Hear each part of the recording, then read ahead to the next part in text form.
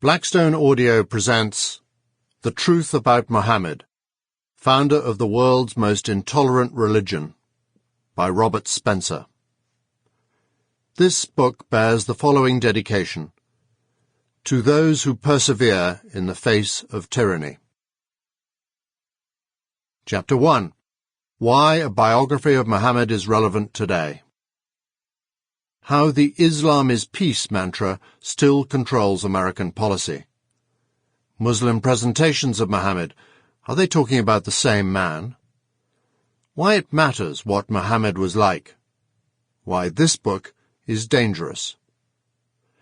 Is Islam a religion of peace? Why it matters. 5 years into the war on terror, it is still commonplace to hear Islam called a religion of peace.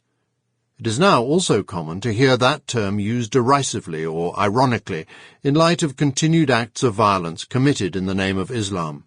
A tiny minority of extremists has supposedly hijacked the religion, but jihadist Muslims won elections in the Palestinian Authority and elsewhere.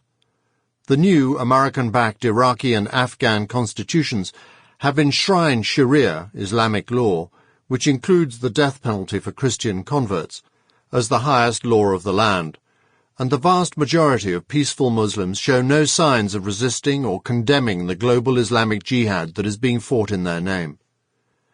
Mounting evidence that jihadist violence is actually quite popular among Muslims worldwide has not made Western officials reconsider their views of Islam.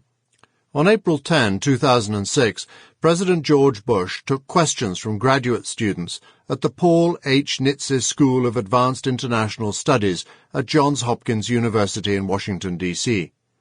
One student prefaced a question with a series of assertions about Muhammad, the Prophet of Islam.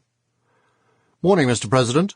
I have a more general question about the United States' work to democratize the rest of the world.